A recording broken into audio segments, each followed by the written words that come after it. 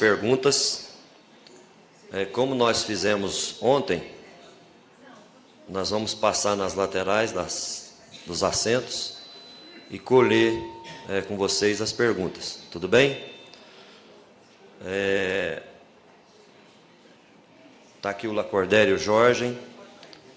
E também daremos a oportunidade de quem quiser fazer a pergunta verbal, através do microfone, fica à vontade.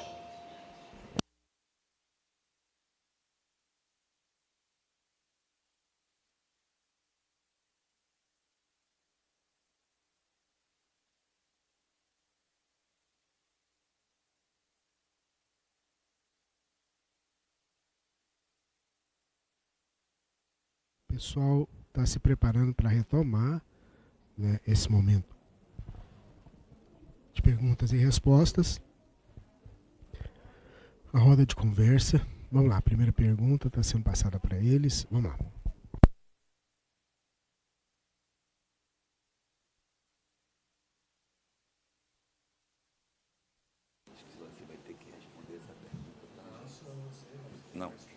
Não, mas olha aqui. A pergunta que chegou aqui é: o que significa o Espiritismo na sua vida?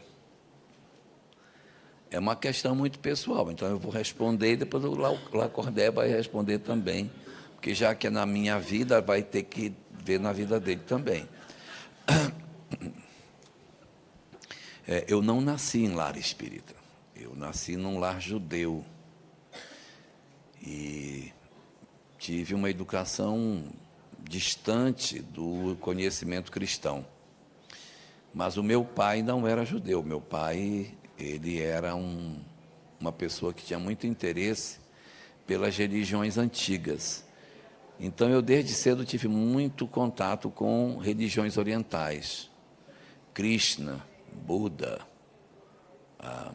Lobsang Rampa, Carlos Castaneda, Krishnamurti.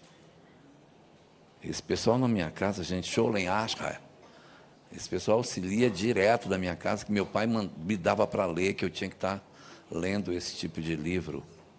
Muitas vezes, li muitas obras desse tipo.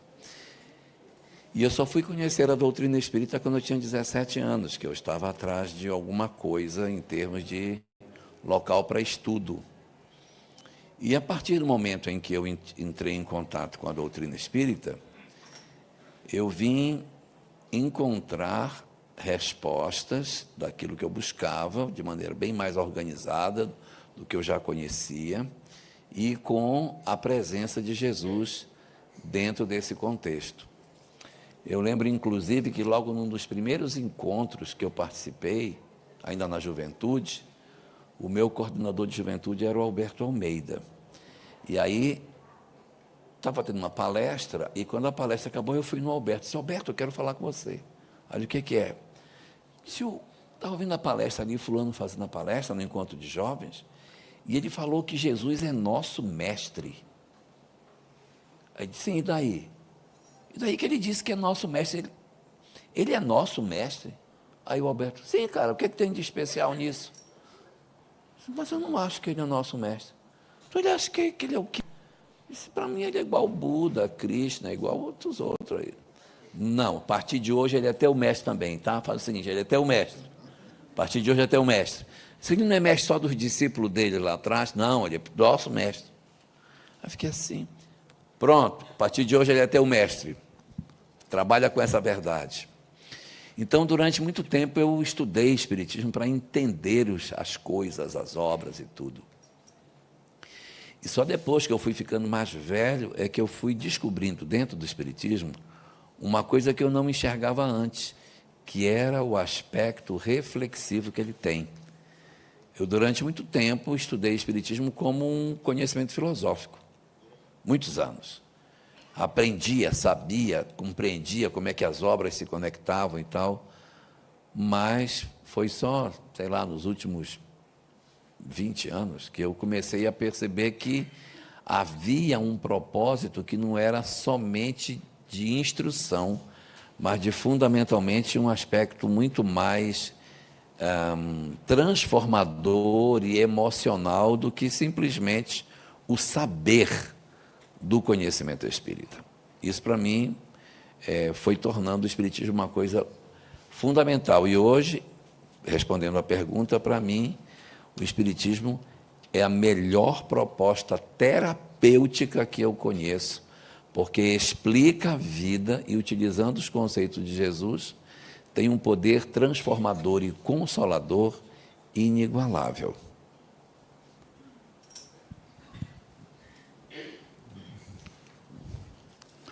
Uma vez eu ouvi do Raul Teixeira,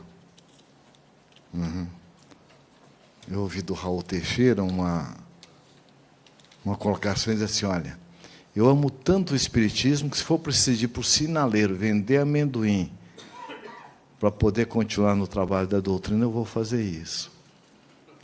Então, a doutrina espírita, para mim, realmente, é uma bússola, é um norteador, é um alimento espiritual, é um Jesus com muito carinho, com muita ternura, que ao longo do tempo eu fui internalizando.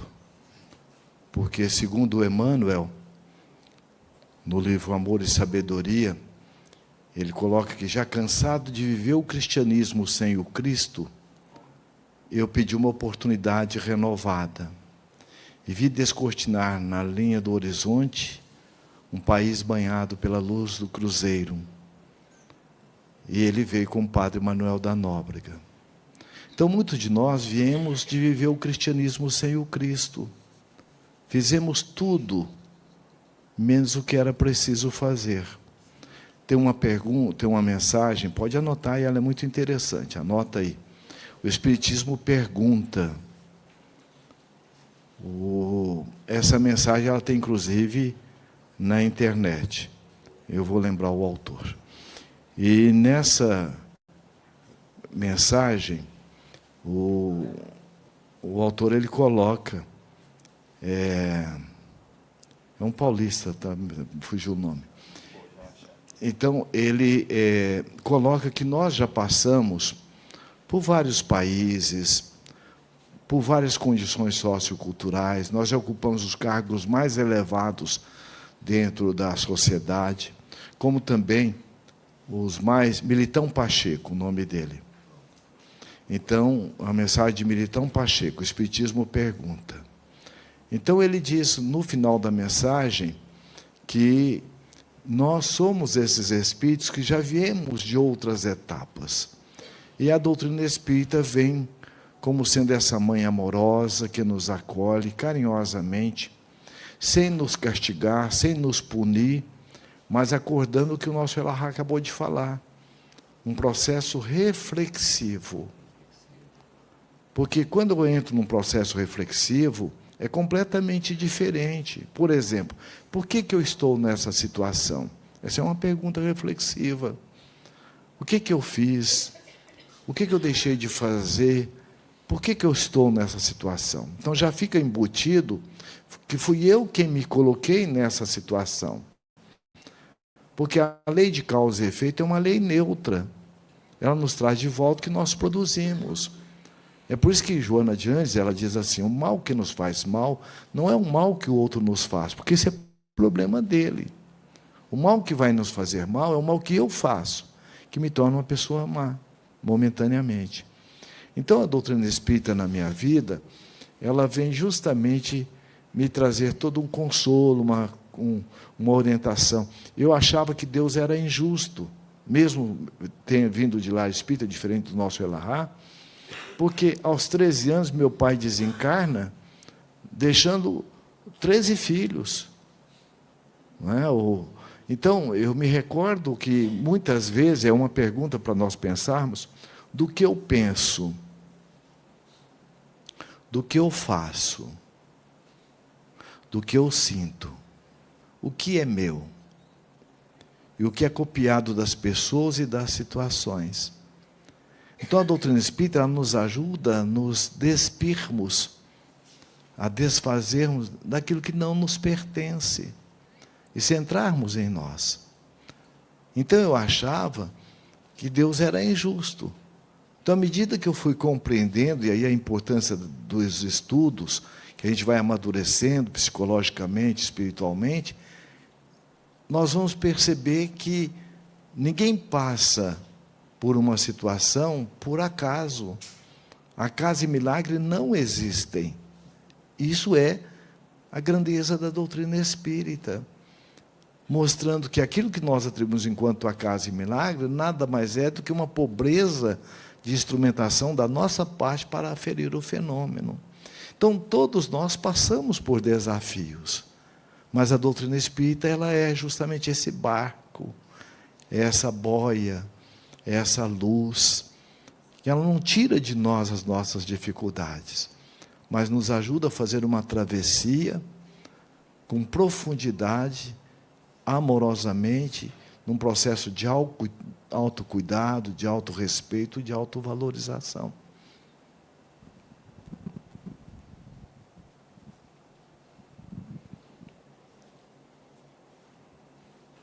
A pergunta é sua. Ah, é? Ah, tá.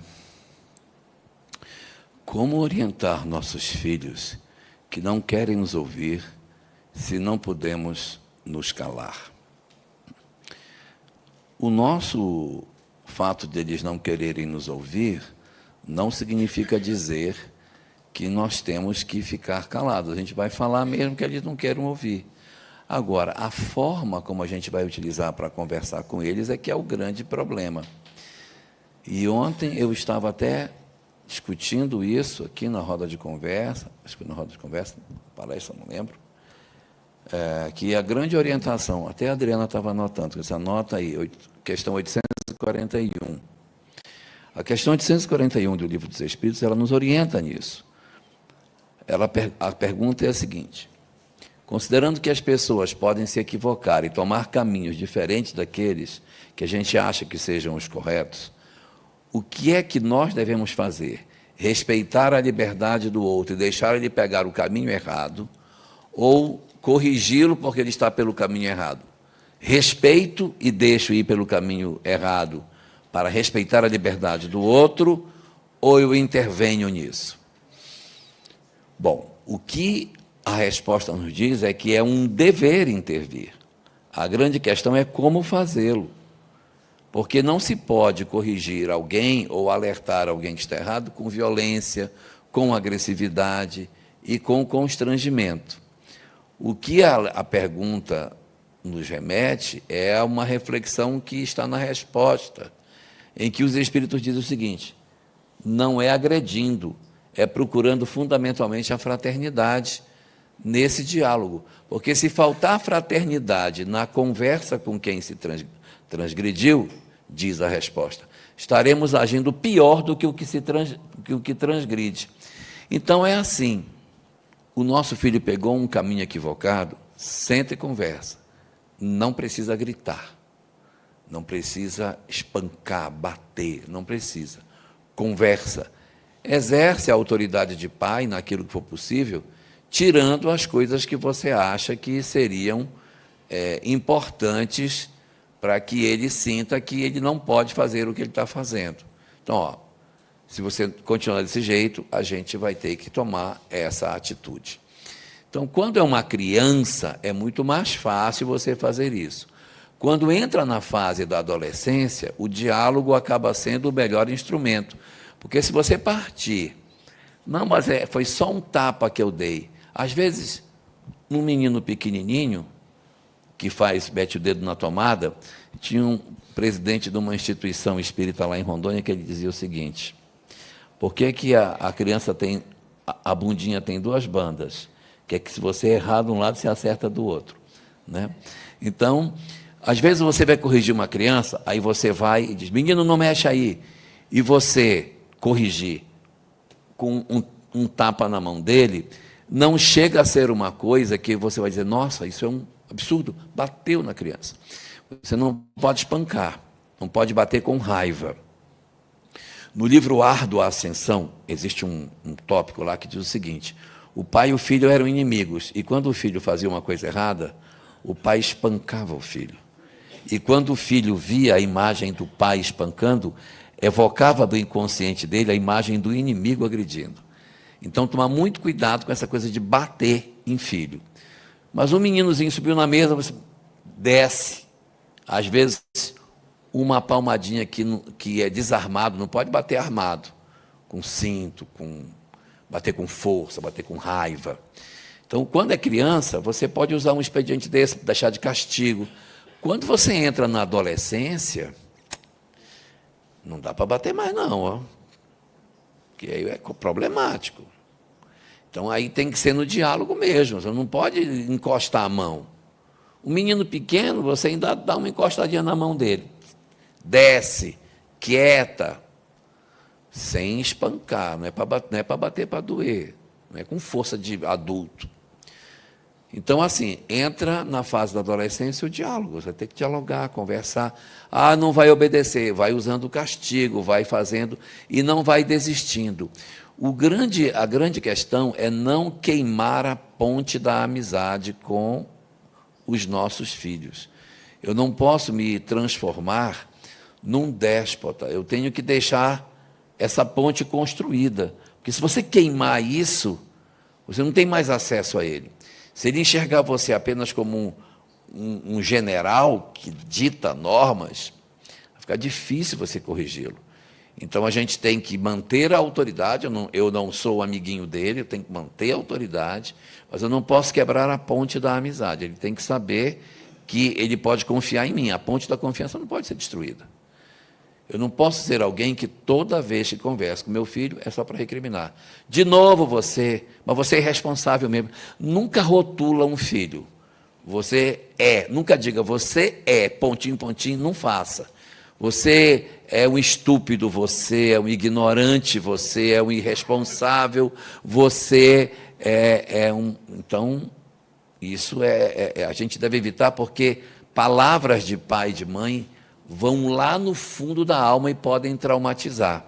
Isso, mas dá uma vontade de dizer que ele é irresponsável, porque realmente é irresponsável. E o que é que eu faço?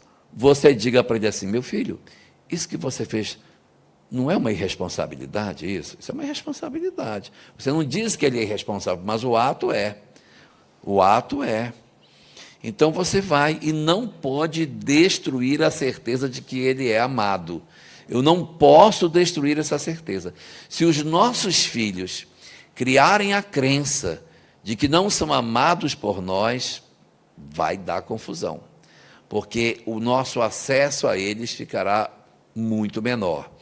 Então, eles têm que saber que a gente faz, mas eu tenho que ter momentos de afeto, momentos de amor, momentos de que eu mostro e demonstro para ele a minha preocupação com ele.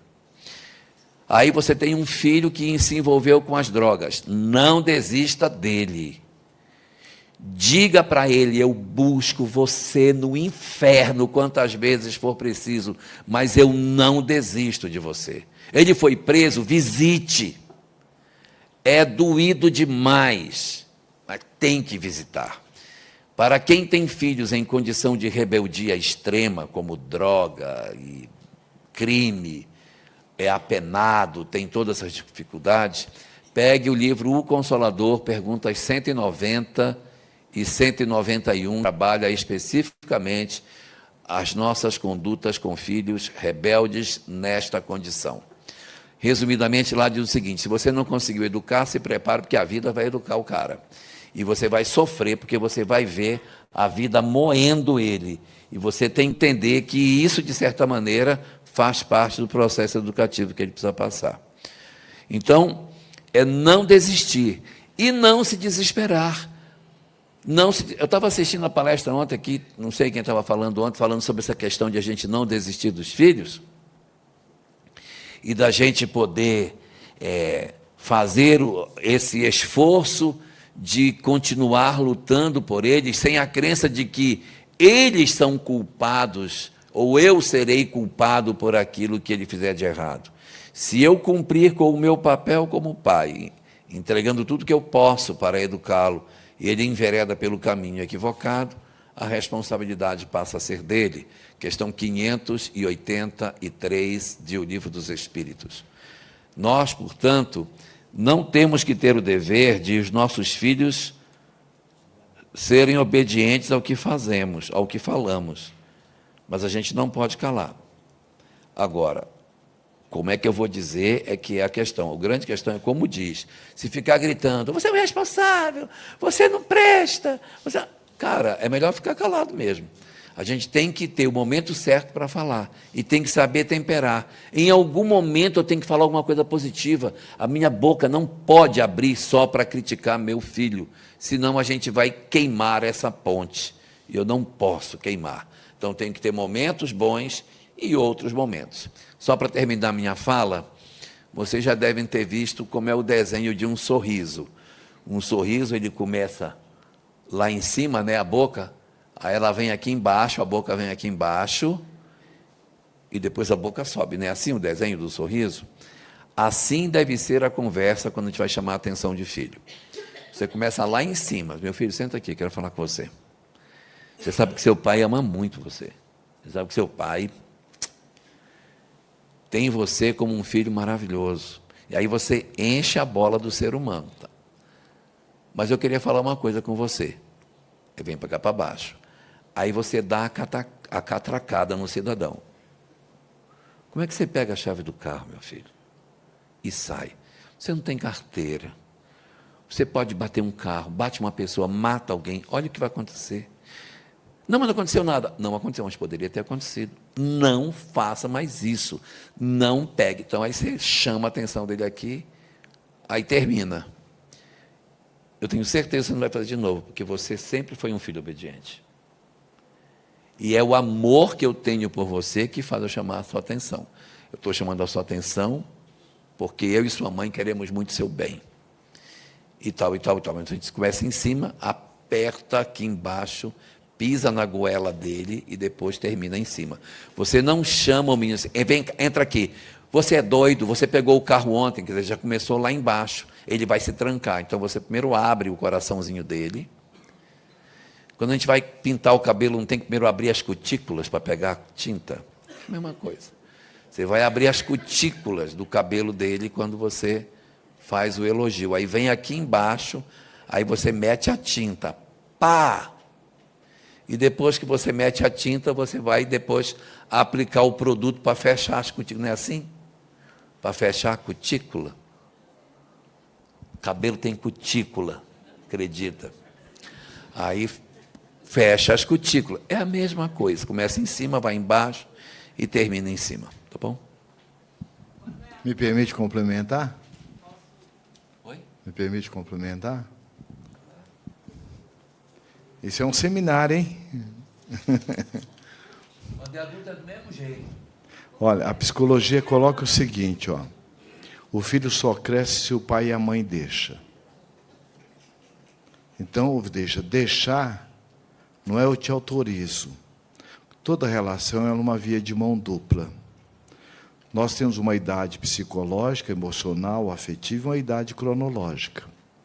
Então, muitas vezes, o nosso filho não cresceu dentro de nós. Nós o tratamos, às vezes, como incapaz e infantilizado. E aí, se eu o trato como incapaz, quem que é o capaz? Aquela metáfora do voo lá. Quando o pássaro assenta no galho, ele está confiando no galho ou na capacidade de voar. Então, muitas vezes, tem muita mãe e pai querendo ser o voo do filho. Ah, mas eu sou mãe. Outro dia eu ouvi uma mãe dizendo assim, meu filho é uma pessoa muito bondosa, muito inteligente, trabalhador, mas não dá certo no serviço. A hora que ele vai começando a engrenar, a empresa manda ele embora. E eu é que tenho que pagar o plano de saúde, eu pagar a escola do meu neto, eu tenho que ajudar, às vezes, no sacolão e tal.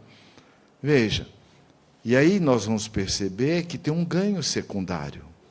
Quando as coisas começam a melhorar, ele vai perder o carinho da mãe. Que jeito que ele aprendeu a ser amado, ser querido? Ganhando coisas. Então, primeiro a gente vai perceber, e é isso que o nosso Elahá colocou, e é um desafio, como Gibran Khalil Gibran, mãe, teu filho ele não é teu filho, não é teu patrimônio. O maior carinho que você pode ter com ele, e favor, é deixá-lo nascer. daí para frente é com ele. Então, muitas vezes, nós não percebemos que nós projetamos no nosso filho coisa que é nossa e não dele. Eu queria que meu filho fosse, eu queria. E o que você quer só serve para quem? Agora, é importante que eu perceba como eu posso auxiliá-lo, ele ser ele. Certo? Por quê? Ninguém está aqui jogado de paraquedas. Então, é muito importante. A primeira infância, a segunda infância, a primeira vai até os 5, 6 anos, quando a criança entra na escola, ela já está na segunda infância, ela começa a ver pai diferente, mãe diferente, começa a ver pai que já chega muito antes da escola terminar, do horário terminar, já está lá esperando, mas também tem aquela que a mãe esquece, deixa até com guarda. Então, ela começa a fazer uma diferenciação. Então, na primeira e segunda infância, diz os teóricos da psicologia, que é que nós formamos a base da nossa personalidade. Então, o exemplo é fundamental. Então, muitas vezes, você pode ter agido bem intencionada ou intencionada, e hoje você percebe que você poderia ter agido de forma diferente. Hoje. Então, esse hoje eu poderia ter agido de forma diferente, não é com o seu filho, é com você. Porque você mudando, eu deixo de retroalimentá-lo nesses ganhos secundários. E é muito importante que nós busquemos trabalhar a nossa ilusão de controle do outro, do tempo e da circunstância. Aqui tem uma questão assim. O meu filho não conversa comigo há 3 anos. Como devo prosseguir nesse caso? Queria muito uma reaproximação. A primeira coisa que a gente precisa saber é por que ele não se reaproxima há 3 anos. Porque muitas vezes a gente quer que ele se reaproxime, mas nós temos uma postura muito intrusa na vida dele. Aí eu digo, olha, você não pode vestir essa roupa, você não pode fazer isso, você não pode sair para tal canto. Essa tua mulher que você arrumou, olha como ela é e tal. Então, quando a gente começa a dar muito palpite na vida dos nossos filhos, eles têm uma tendência de recuar, principalmente quando a gente quer decidir tudo sobre eles e quer castrar neles a possibilidade de decidir. Então, tem que tomar cuidado se nós não estamos fazendo esse tipo de movimento. E o nosso filho recua em função da nossa ação intrusiva na vida dele. E aí ele não quer. Algo que a gente pode ter feito de agressão, de ofensa, que feriu e ele agora recua. A gente pode nem ter percebido que machucou, que magoou, que fez alguma coisa indevida, mas a gente pode ter feito algo nesse sentido.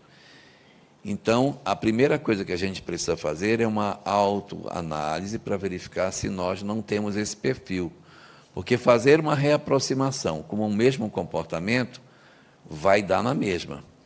Você vai se reaproximar e vai fazer de novo a mesma coisa, ele vai se afastar novamente.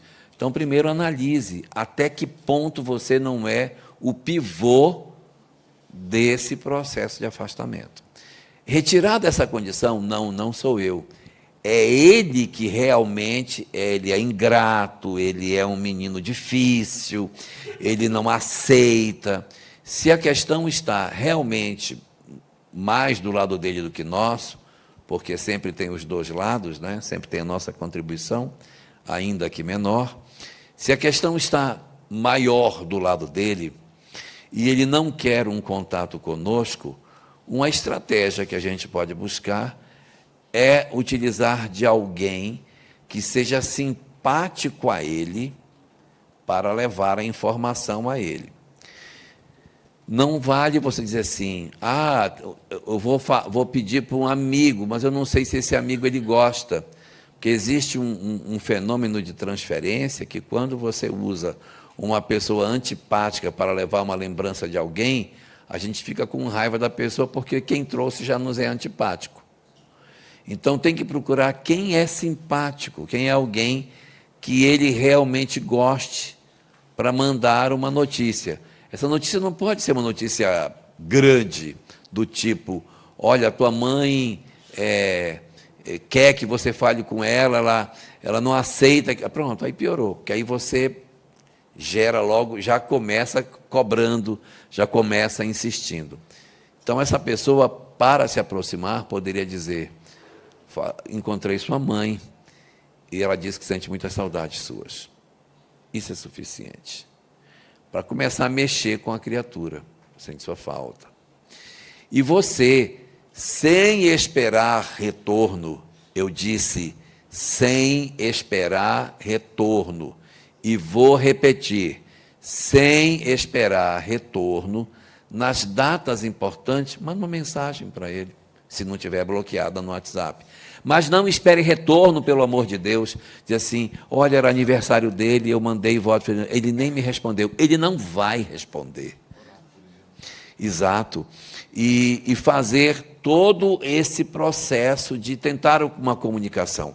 Mudar por dentro, tentar alterar a nossa disposição, tirar a mágoa do nosso coração de algo que ele possa ter feito. Para melhorar essa questão da mágoa, do ressentimento, uma coisa muito importante é a oração. Então, orar por nós, orar por ele. No culto do Evangelho no Lar, incluí-lo nas orações. E eu vou contar uma coisa para vocês, acreditem em mim que já tenho quase 100 anos. As paredes têm ouvido e as pessoas têm boca. Se você falar dele aqui, vai chegar lá. Então, nunca diga assim: o meu filho não fala comigo, o miserável. Deveria falar com a mãe dele, mas ele é um filho ingrato. Ele não fala. Isso vai chegar lá. Se você quer reaproximação, só fale coisas positivas dele. Diga: tenho saudade do meu filho. Sinto dor porque a gente não conversa. Eu espero que um dia ele fale comigo. As paredes têm ouvido e as pessoas têm boca. E as pessoas vão levar essa informação e mais cedo ou mais tarde isso vai chegar nele. Então aí nós temos uma receita que Jesus nos entregou no Sermão do Monte, capítulo 6, item 34 e seguintes. Amai os vossos inimigos. Como? Fazendo bem aos que nos aborrecem. Meu filho não fala comigo, mora dentro de casa. Prepara a comida que ele gosta. Prepara a comida que ele gosta. Faz por ele aquilo que ele não faz por você. Fazei bem aos que vos aborrecem. Nossa, ele é um cavalo dentro de casa. Faz o bem para ele, para você ficar bem, para você não ficar com ódio dele. Então faz o bem para ele. Não deu para fazer o bem, vai para uma segunda camada. Bendizei os que vos maldizem. Ou seja, ele fala mal de você, você só fala bem dele. Nunca fale mal dele. Nunca fale mal dele, só fale bem. E a terceira camada: orai pelos que vos perseguem e vos caluniem. Orar por eles sistematicamente, pedir auxílio para que se consiga resolver, ou que pelo menos, se não resolver, tranquilize o seu coração diante da possibilidade de que a nossa fortaleza espiritual nos dê mais condição de suportar a solidão da ausência do amor de um filho. Não vai falar nada dessa? Não. Tem tanta coisa para falar. Obrigado.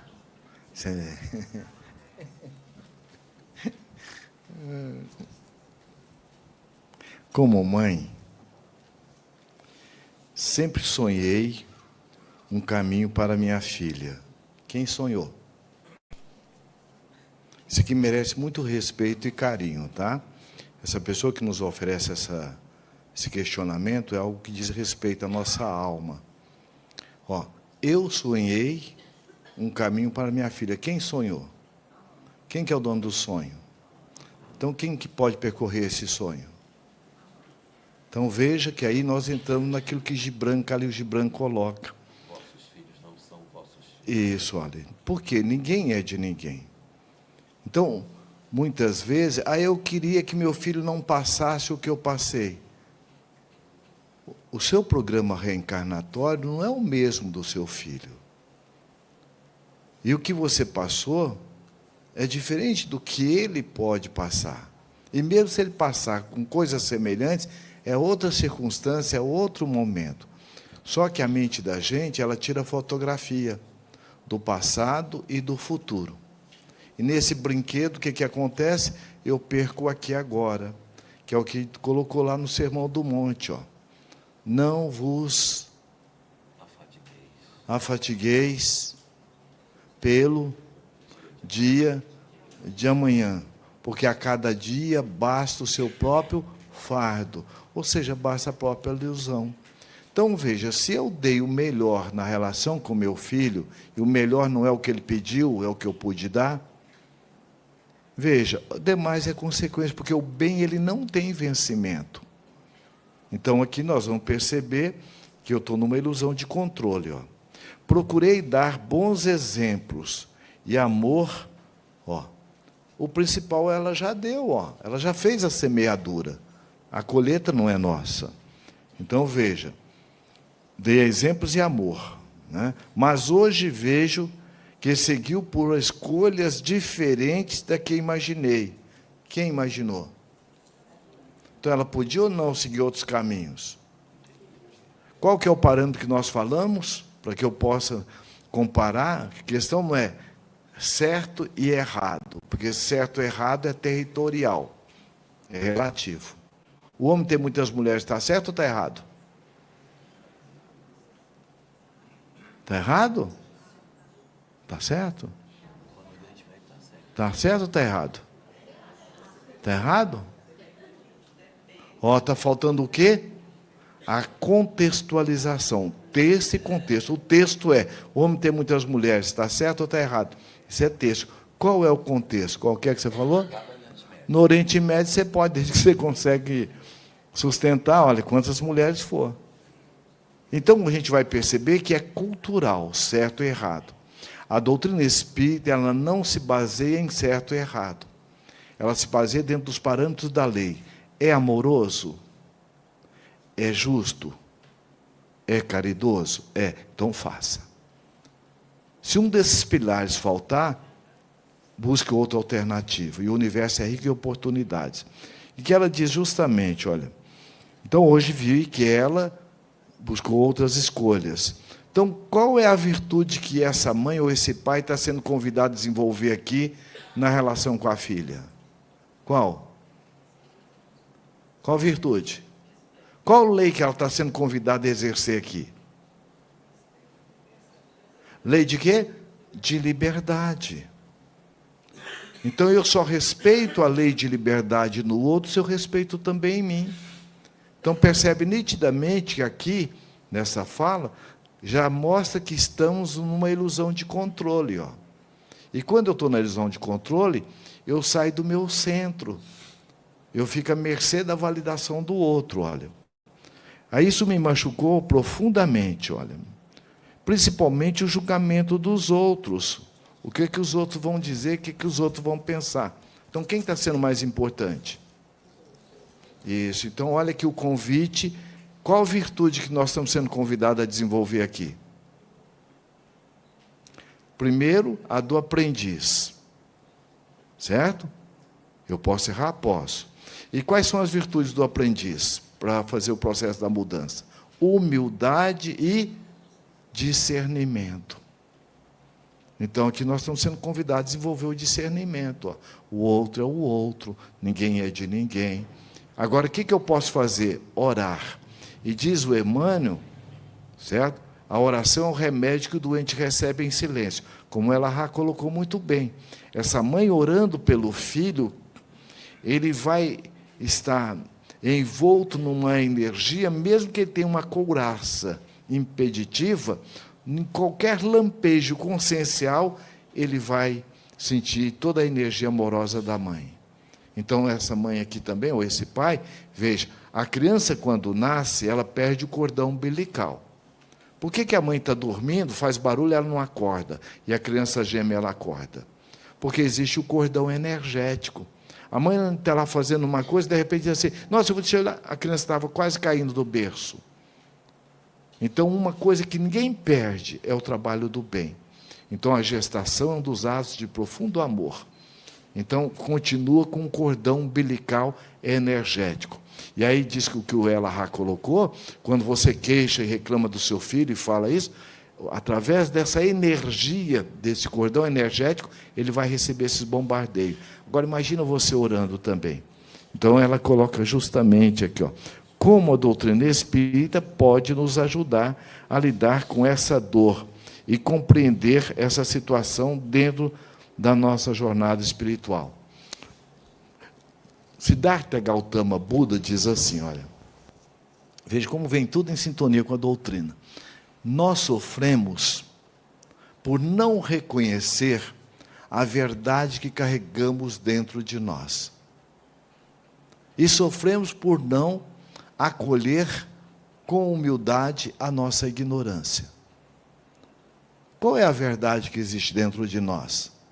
Que você é filho de Deus, você é um aprendiz da vida, você não está jogado. Portanto, seu filho também. Então, se ele é filho de Deus, Deus cuida. Fez sua parte? Então, guarde a consciência tranquila, porque o mais importante não é que seu filho seja seu amigo, é que você seja o amigo amoroso, não dê intimidade, porque seu filho não vai falar o que fala com o amigo, vai falar com você. Então, você ser esse pai amigo no sentido de não falar mal, de poder estar vibrando, torcendo positivamente, mesmo nas situações dolorosas. Por quê? Dentro de nós não há mapa de derrota. Dentro de nós há fatos. A forma como eu os vejo me faz eu me sentir feliz ou infeliz.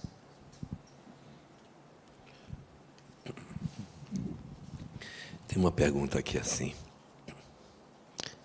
Não é uma pergunta, é uma fala. Comente a trajetória, evolução dos primeiros tempos do Espiritismo até aqui. Olha só, eu acho que a pessoa não queria saber do Espiritismo, queria saber do movimento espírita. Porque se for do Espiritismo mesmo, o Espiritismo é a doutrina, é o conteúdo doutrinário. O conteúdo doutrinário é que é o Espiritismo.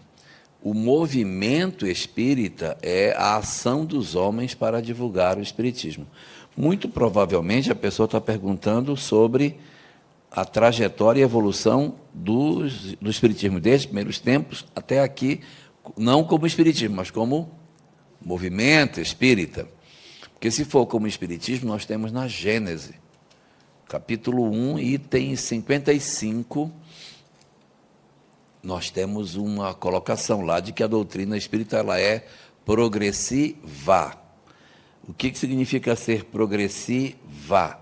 Que ela vai alargando os seus princípios. Então, ela vai realmente aderindo a novas discussões à medida que o tempo vai passando, sem desconstruir o edifício que já está construído. Por exemplo, na obra de Kardec não tem nada sobre clonagem, porque também não tinha. À medida que essas questões vão aparecendo, o Espiritismo vai se posicionando sobre isso. Mas acredito que a questão seja sobre o movimento espírita em si. E aqui diz, como unificar o movimento espírita na nossa cidade, onde existe uma separação enorme, divisão, muitas vezes, nossos mesmos, de não participar dos eventos do movimento espírita. Então, vamos lá. Fases que o movimento espírita passou. Nós já passamos, dentro do século XX, por 4 fases no movimento espírita. A fase número 1 foi a fase em que o centro espírita ele definiu o seu propósito, na época que Bezerra de Menezes estabeleceu como é que deve funcionar um centro espírita. Se você pegar a Sociedade Parisiense de Estudos Espíritas e o seu estatuto, que está no final do Livro dos Médiuns, você vai ver que o que está na Sociedade Parisiense não tem nada a ver com aquilo que a gente faz no centro espírita aqui. E de onde foi que a gente tirou essa ideia de que centro espírita é desse jeito e não é igual à Sociedade Parisiense? Bezerra de Menezes. Bezerra é que concebe esse modelo de instituição espírita, onde a gente tem a reunião mediúnica para acolher a pessoa. Porque Kardec não tinha a reunião mediúnica de você está perdido, o que foi que houve e tal. Lá era quem é você, qual é o seu nome, o que aconteceu, por que aconteceu isso. Porque era de estudos espíritas. Aqui é um acolhimento que se faz na reunião mediúnica. Então, o primeiro momento do movimento espírita, inspirado no pensamento de Bezerra, oferece reunião mediúnica de acolhimento, receitas médicas no centro espírita, tinha um médium receitista, tinha uma farmácia que dava remédio, e ainda tinha o atendimento de uma bolsa de comida que dava para as pessoas na caridade. Isso aí foi concepção daquele momento. Por quê? Porque ele era médico, né? Então ele pensa o centro espírita como um hospital psiquiátrico para o que está desencarnado, um hospital físico que está encarnado e o alimento como o melhor remédio. Então, essa é a primeira fase do movimento, que vai durar de 1900 até 1940, mais ou menos. Em 1940, a gente entra numa segunda fase. O Espiritismo não deixa de ser um hospital, mas ele agrega uma segunda função. Ele passa a ser uma oficina. É o período em que explode a mediunidade de Chico Xavier, com as suas várias obras orientativas de Emmanuel e de André Luiz. E o movimento espírita se torna uma grande oficina de trabalho. O hospital não conseguia colocar gente, mas quando vem a onda oficina, o que tem de gente trabalhando nas casas espíritas é um negócio impressionante. É hospital, é escola, creche, asilo, orfanato, é todo tipo de instituição institucional que vai ser criada de 1940, por aí mais ou menos, até o final da década de 70, nós vamos ter muitas instituições criadas nesse impulso que o movimento espírita tem, e aí ele cresce. Quando ele se torna uma oficina, ele consegue engajar pessoas no trabalho. E em todo lugar que você vai, não, aqui tem um hospital espírita, aqui tem uma creche espírita, aqui tem isso. É um período de explosão das obras espíritas assistenciais. Mas estudava-se pouco doutrina espírita. A partir de 1975, nós entramos na terceira fase, que é a descoberta do centro espírita como um educandário. O centro espírita, que já era um hospital, que tinha se tornado também uma oficina, agora seria um educandário, uma escola. E é quando nós vamos ter, na mesma década, a criação de vários processos educativos. Em 1975, a campanha Comece pelo Começo, que chamava a atenção para o estudo da obra básica. 1977, o início da campanha da evangelização infantil, que abriu a possibilidade dos grupos de jovens no Brasil inteiro. E em 1983, dentro da mesma janela de 10 anos, nós temos o início do estudo sistematizado, que revolucionou o movimento espírita e trouxe uma quantidade imensa de pessoas adultas para estudarem na casa espírita. Estudava-se espiritismo na casa espírita nessa fase, e se tinha no centro espírita um local onde a gente ia buscar o conhecimento espiritual. E as pessoas nesse período, Lacordaire, não se colocavam nos estudos. A gente ia estudar a reencarnação e só discutia o que estava no livro. Ninguém se punha. A partir de 1990, nós começamos uma nova fase no movimento, que é um movimento espírita onde não é mais só hospital, ele não é só oficina, ele não é somente uma escola, ele agora também é um templo, porque as pessoas agora estão indo buscar o divino. Nós estamos vendo hoje nos nossos grupos de estudo, adultos e de jovens, uma mudança no perfil das discussões que acontecem em grupo. Leva um assunto sobre reencarnação, metade da reunião é um processo terapêutico dentro da reunião. As pessoas começam, eu passo por isso na minha casa, eu tenho problema com a minha mãe. Antes ninguém falava, eu não tenho problema nenhum com ninguém, todo mundo era perfeito, todo mundo era maravilhoso, era uma coisa linda. Não sei como é que era isso, mas a pessoa entrava no movimento espírita e parece que pegava um pó de pirim-pim-pim e plá, ficava perfeito. Hoje as pessoas dizem, eu tenho dificuldades com meu pai, eu não consigo abraçar a minha mãe, eu tenho problema com meu filho. As pessoas hoje se colocam. Você vai para um grupo de jovens, Eu lembro quando você tinha grupo de jovens, pegava uma pessoa assim, jovem, uma menina de 15 anos, estava na juventude, discutindo, nossa, que bonita, estudando, debatendo. Aí hoje eu quero que uma garota de 15 anos seja igual a menina de 15 anos de 40 anos atrás. A garota de 15 anos de hoje, ela já teve um pai, teve um padrasto, foi abusada, ela já sofreu bullying, ela já sofreu violência, ela já teve depressão, ela já se automutilou, ela já teve um amigo da escola que se suicidou, ela vem com uma história que parece que ela já tem 30, mas ela só tem 15. E não dá para a gente querer trabalhar na juventude espírita como se eles fossem uma página em branco. Nós temos que trabalhar a juventude ouvindo as suas dores, sem abrir mão do conteúdo. Não é fazer grupo de jovens só para oba-oba, não. Mas é ter espaço dentro das discussões de reunião para que a gente contextualize os estudos. É muito ruim, Lacordaire, você fazer um grupo de jovem e o cara vir para lá para discutir que Moisés entrou numa cestinha de betume, desceu o rio Nilo.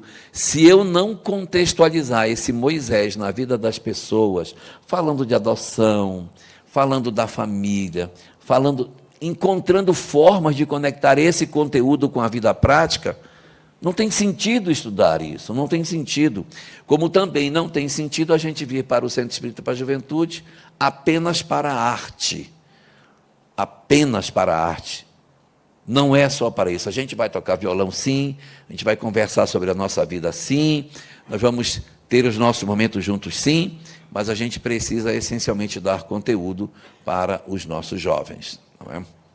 Então, a quarta fase que a gente está vivendo desde 1990, e a série psicológica de Joana de Ângeles tem um papel muito importante nisso, mas quem olha o movimento espírita de forma atenciosa, lembra que nessa década de 90, vários autores espirituais trouxeram obras reflexivas.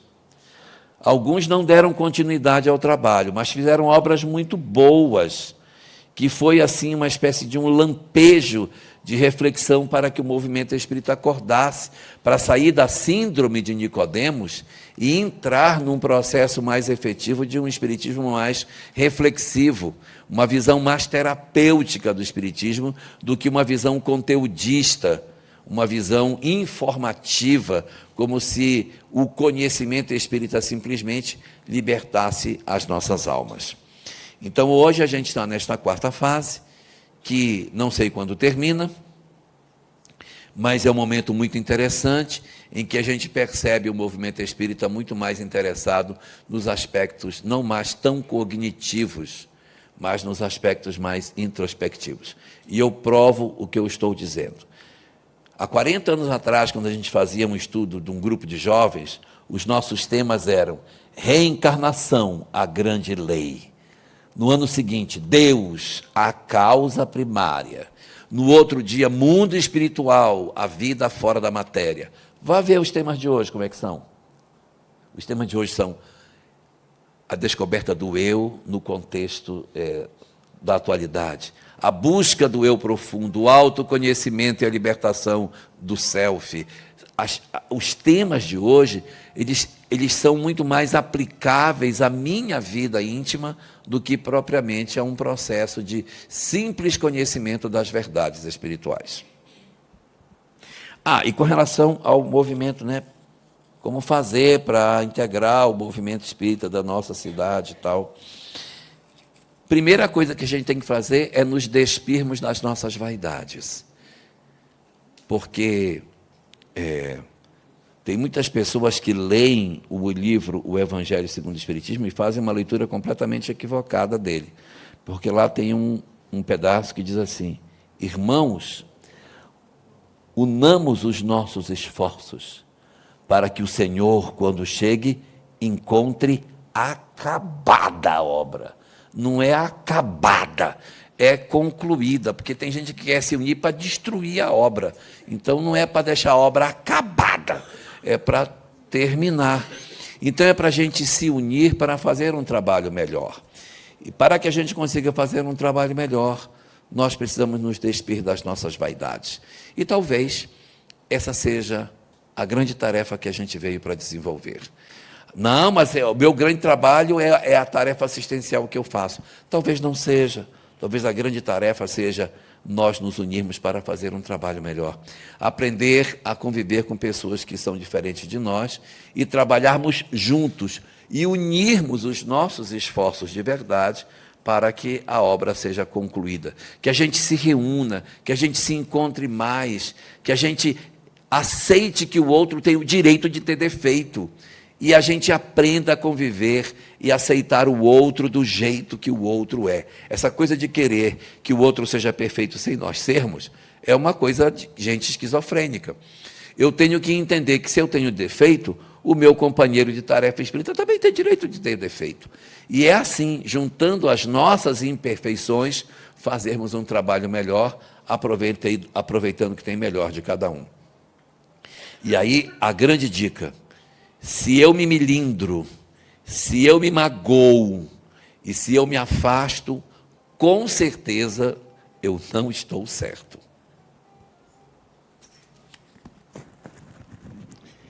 No livro Diálogo com os Dirigentes da Casa Espírita, da USE, Divaldo Franco conta uma história que ele chegou numa cidade e o dirigente da casa o colocou no carro. Quando foi levar para a instituição, tinha uma fila dando volta ao quarteirão.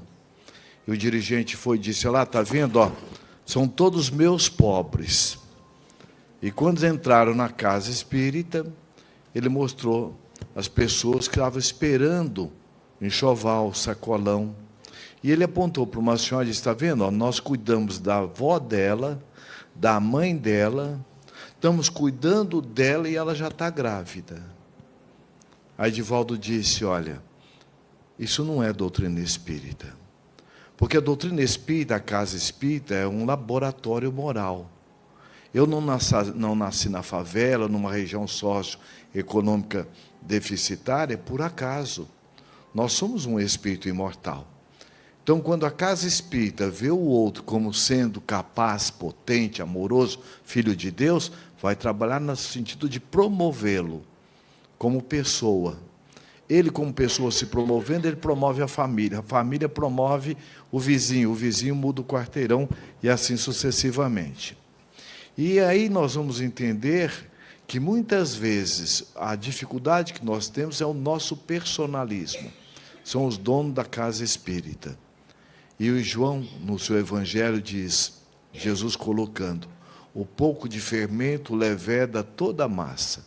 Então é importante que nós façamos a nossa parte, sem crítica, sem censura.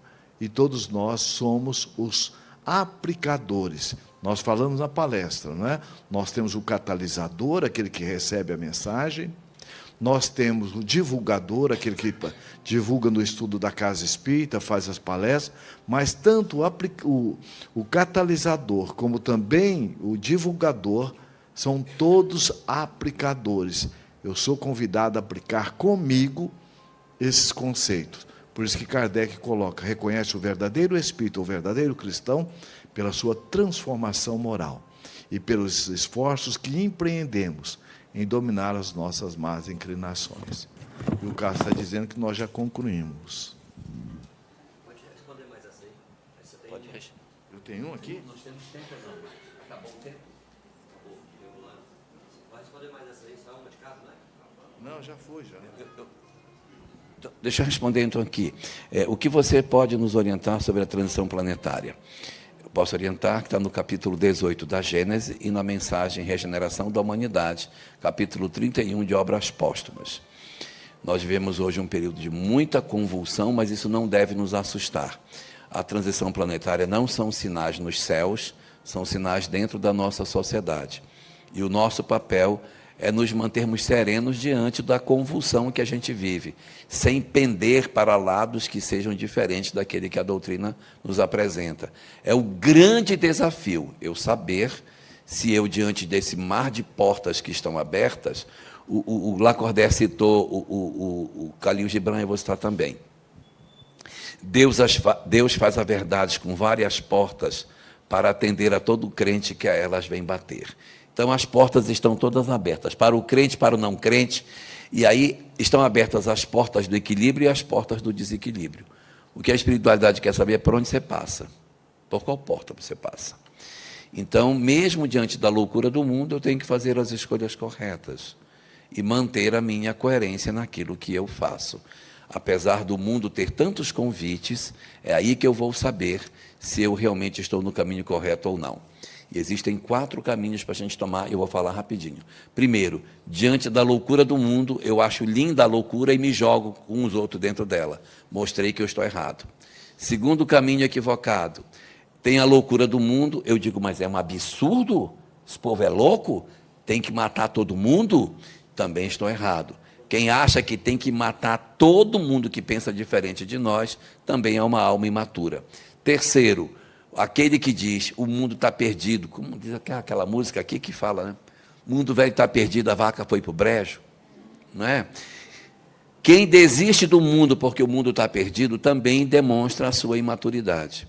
E o 4º grupo é o grupo que está dentro daquilo que é o correto. É aquele que, vendo os desafios, não quer mudar o mundo, mas quer mudar a si mesmo e na sua área de influência. Porque cada um cuidando do seu espaço de trabalho vai conseguir fazer a mudança que o planeta precisa. A transição planetária não é o planeta que muda, é a humanidade que muda, e é cada um mudando que vai fazendo a transição acontecer. Neste salão aqui, tem gente que já está em regeneração, tem gente que está em transição e tem gente que ainda é prova e expiação. Isso é da dinâmica da vida. Então, não percamos o foco, cuidemos do que tem que ser feito e acreditemos que quem está no leme é o governador planetário e ele vai resolver os problemas que a gente está vivendo hoje.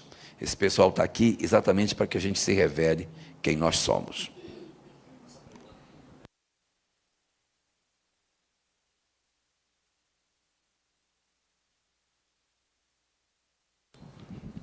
Eu vou fazer 2 respostas bem rápidas. Gostaria de entender como os entes queridos mandam cartas psicografadas. As cartas psicografadas mais importantes, nós as recebemos desdobrado em sonho. O Chico Xavier dizia, o telefone toca de lá para cá. Então, muitas vezes, nós, aqueles que estamos atrás de cartas, às vezes trazemos algum sentimento, muitas vezes de culpa, um sentimento, muitas vezes, de inadequação, porque nós estamos colocando daqueles que temos conosco um certo conhecimento espírita. Por isso que Allan Kardec, no capítulo 27 e 28 do Evangelho segundo o Espiritismo, ele nos fala do nosso desdobramento pelo sono. E fala lá na oração pelos nossos entes queridos. Então, todo momento você pode receber carta psicografada e mandar carta psicografada para o seu ente querido através da oração. É muito arriscado, como nós estamos vendo agora no movimento espírita, cartas psicografadas pela internet. Cartas psicografadas pela internet. Você manda o endereço, você manda o nome da pessoa e o médium vai mandar a carta que seu ente querido psicografou. Então, tenhamos cuidado. O mais importante é a nossa transformação moral. Deus é amor. Se a vida terminasse no túmulo, Deus seria masoquista. Que vale eu, enquanto pai, trabalhar sol a sol, meu filho desencarna e acaba tudo? Então é um convite para nós estarmos desenvolvendo a alta confiança, o hábito da oração e a certeza. Não há separatividade diante da divindade, diante do amor. O amor tem a função de unir corações e não separar. Nós corremos um risco muito grande indo atrás de cartas psicografadas. Assim como existem pessoas que olham na rede social e fazem para fazer, muitas vezes, os golpes, muitas vezes espíritos utilizam também desses médiuns imprevidentes e, muitas vezes, nós vamos receber determinadas informações que, em vez de nos ajudar, vai nos confundir muito mais. A outra pergunta é justamente, olha, há poucos dias... Queria fazer um comentário sobre a questão de psicografia. Trabalho de psicografia que preenche ficha para voltar no dia seguinte, desconfie.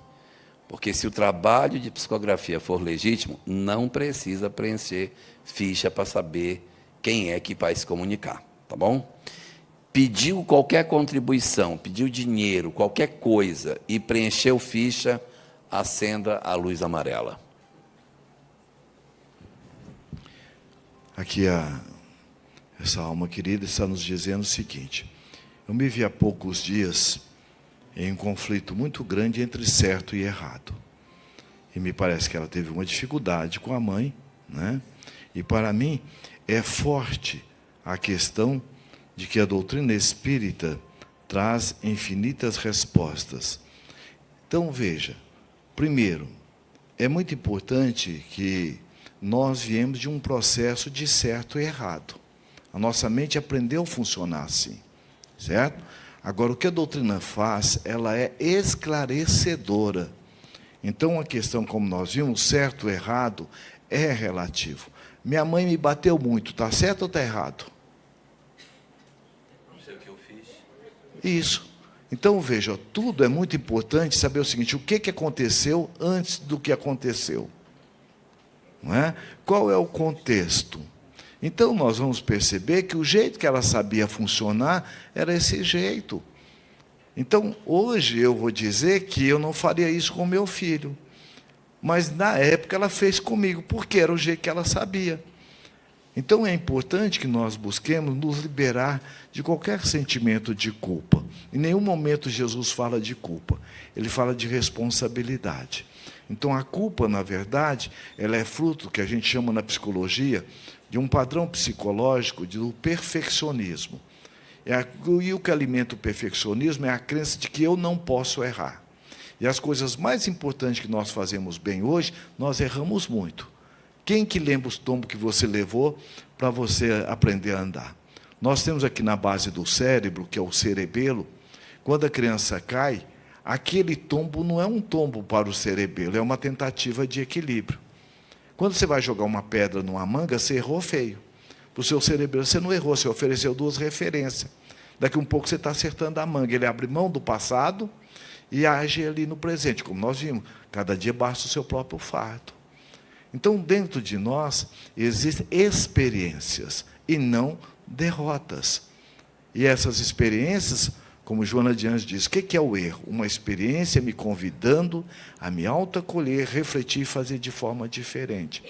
Então, é muito importante nós estarmos nos libertando desses conceitos, porque são pré-conceitos. Conceitos que nós recebemos, mas que nós podemos ressignificar, sem culpabilizar pai e mãe, porque o que eles tinham para dar é o que eles deram. Certo? Então, olha aqui, ela diz assim: a família do meu pai, alguns seguem a doutrina espírita. Na família da minha mãe, a maioria são católicos. Estou acompanhando meus filhos na igreja católica. A maior religião e a melhor religião, qual que é? A conduta da pessoa. Jesus diz: amar o próximo como a si mesmo. Os meus discípulos serão conhecidos por muitos se amarem. Se você está se encontrando na igreja católica, pegue firme. Você está encontrando na igreja evangélica, pegue firme. O mais importante é você estar cuidando de você. Aí você vai poder cuidar de alguém que estiver à sua volta.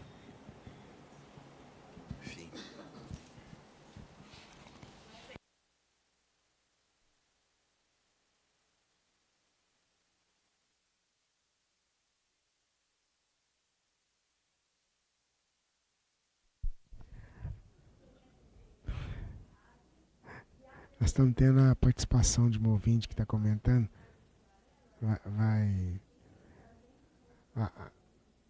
Vamos ver aqui, peraí. O microfone. Porque assim, são lugares que eu me sinto bem. Há um tempo atrás, quando eu era criança, o primeiro convívio inicialmente que eu tinha no centro espírita, eu não me sentia bem. Mas no decorrer da vida, eu fui recebendo alguns materiais que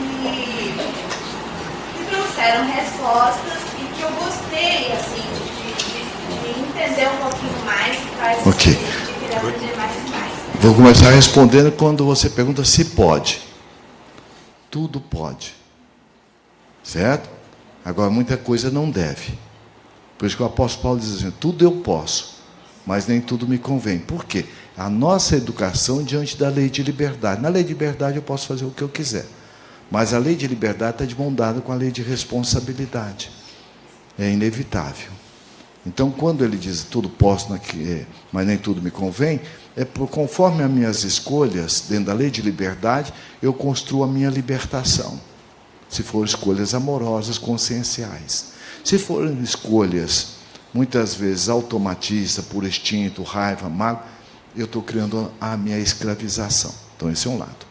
O outro lado é, olha, ninguém é bom navegador com pé em duas canoas. Certo? Então, muitas vezes, eu estive junto de alguém que me apresentou um jeito de ver a doutrina espírita. Então, o que é o importante? Eu ir na fonte. E a fonte é o Pentateuco kardeciano. É o livro dos Espíritos, é o livro dos Médiuns, o Evangelho, o Céu e o Inferno, e a Gênese. Então, o que é importante? É você buscar não se acomodar diante dessa ou daquela informação. Porque muitas vezes eu posso ter recebido uma informação que está deixando a desejar. A pessoa pode estar bem intencionada, mas mal direcionada. Por exemplo, você está sofrendo desse jeito, é porque você não desenvolveu sua mediunidade. E isso não é uma verdade. Certo? Porque a mediunidade não é um castigo. Eu estou desse jeito porque há uma série de outras questões que eu estou fazendo ou deixando de fazer. Então, toda a orientação da doutrina espírita, ela não é punitiva, ela é esclarecedora. Tá bem?